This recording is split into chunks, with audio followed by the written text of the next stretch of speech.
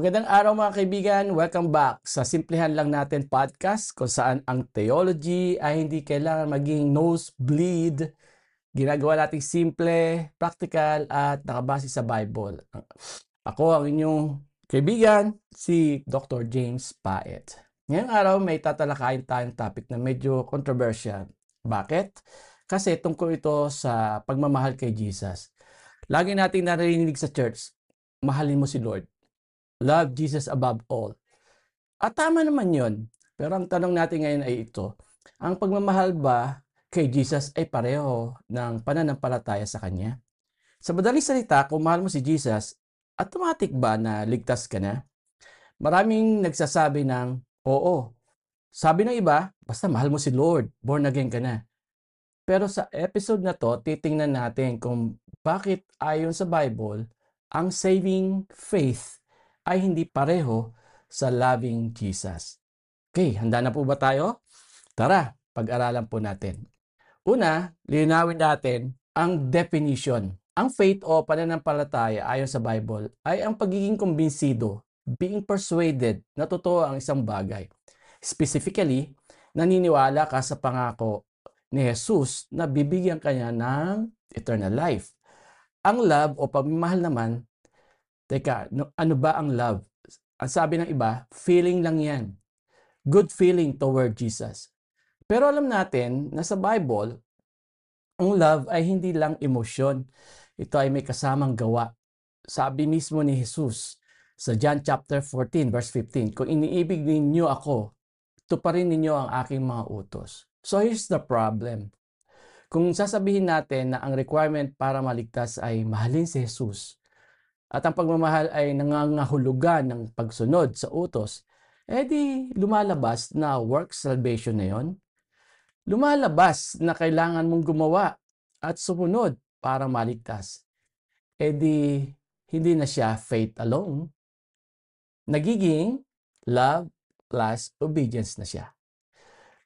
May mga theologians katulad ni John MacArthur na nagsasabi na ang pagmamahal daw sa Diyos ay ebidensya na ligtas ka. Para sa kanila, kung wala kang love or commitment, hindi ka talaga saved. Pero may malaking butas ang pananaw na yan. Isipin nyo to, posible bang mahalin mo si Jesus pero hindi ka naniniwala sa Kanya para sa kaligtasan? Ang sagot, oo.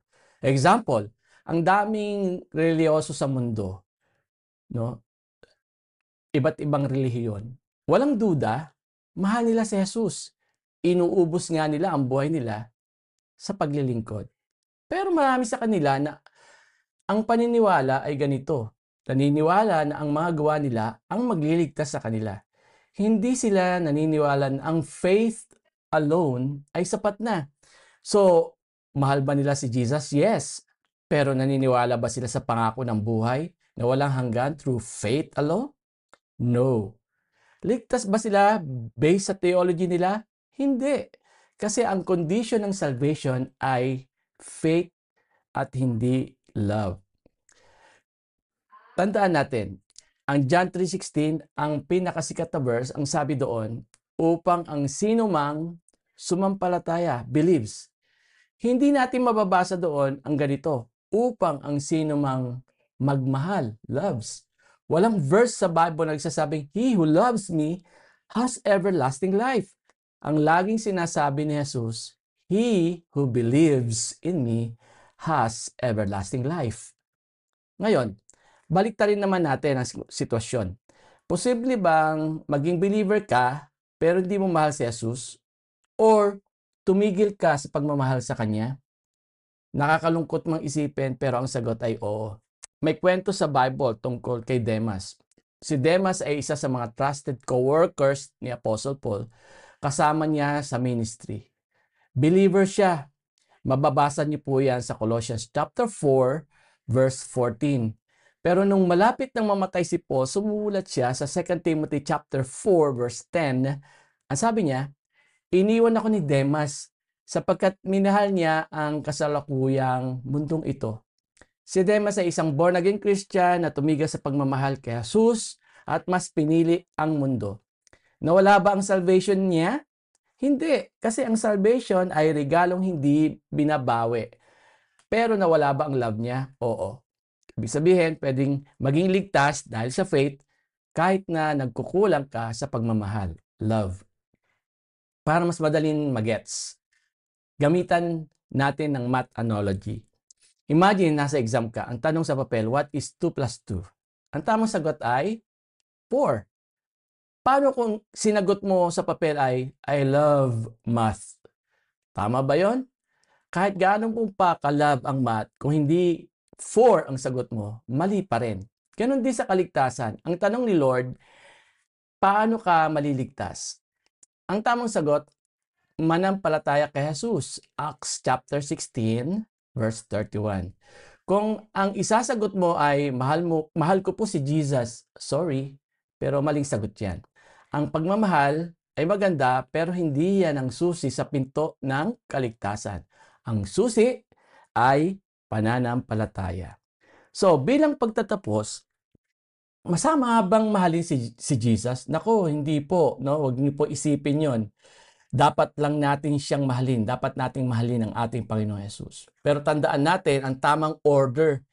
Minamahal natin si Jesus dahil iniligtas niya na tayo. Assurance produces love. Hindi natin siya minamahal upang iligtas niya tayo. Ang faith ay para sa kaligtasan. Ang love ay para sa pagsunod at discipleship. Huwag natin siyang paghaluin, huwag nating pagdikitin para hindi tayo malito at mawalan ng peace of mind. Sana ay nakatulong ito para mas luminaw ang ating pangunawa. Muli, ang theology ay hindi kailangang maging komplikado. Ako po si Brother James at ito ang Simple Lang Natin Podcast. Salamat sa pakikinig, kaibigan. Sa susunod nating segment, pag-usapan natin ang isa pang malalim na truth sa saving faith. Pagpalain kayo ng Panginoon. And remember, Jesus gives everlasting life to the one who believes. Hanggang sa muli, God bless.